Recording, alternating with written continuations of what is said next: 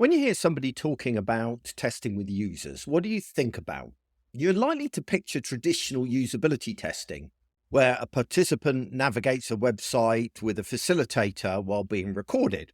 And maybe if you're not quite so old and decrepit as I am, you can imagine remote usability testing being conducted over a platform like Zoom or Lookback.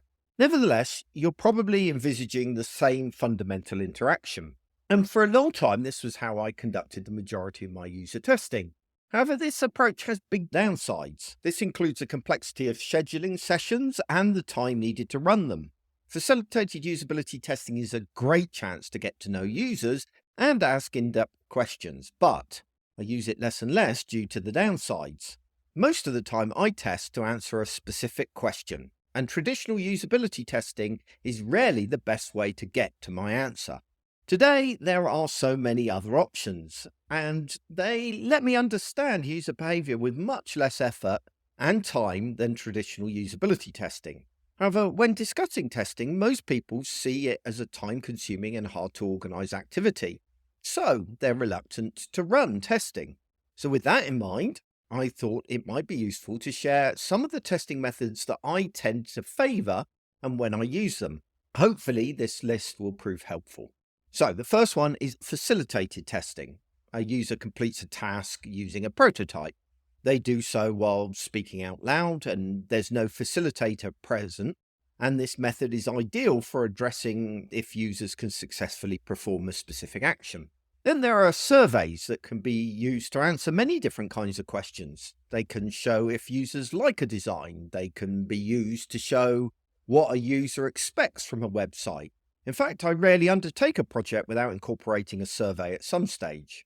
One type of survey that I use a lot is top task analysis, which is used exclusively to identify what users want to know or do on a website and then prioritize these tasks. And I find it an invaluable tool for determining the information or actions your user interface should emphasize. Then there's first click testing, which is a great tool to use when you've got nothing more than a static mock-up. It helps to determine if users comprehend an interface and can show you how they might be able to navigate it without the need for a full prototype. Another one of my favorites is a 5-second test that you can run on nothing more than a single page mockup, like for example, a site homepage.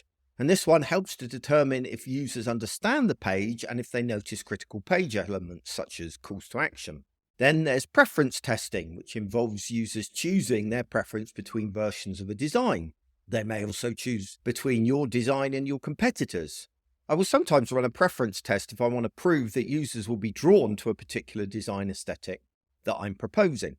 Next up is card sorting that ensures that your categories make sense to users, and it works for information architecture or product categories. And really, whenever I work on a site structure, I almost always run some form of card sorting.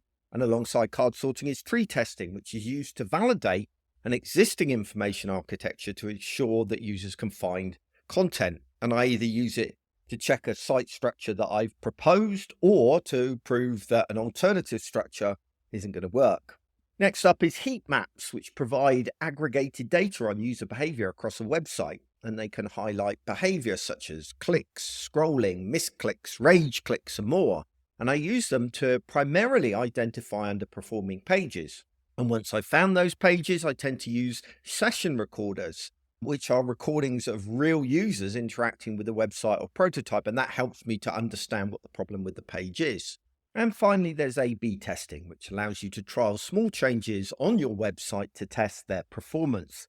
And it's ideal for testing how changes to text, imagery, or design elements impact user behavior.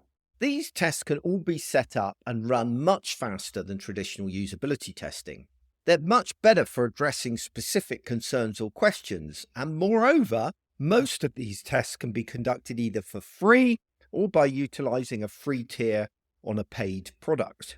So next time you're considering testing and conclude that you don't have the time or resources, I would encourage you to think again. Equally, if you're considering running facilitated usability testing, ask yourself if it's the best tool for the job.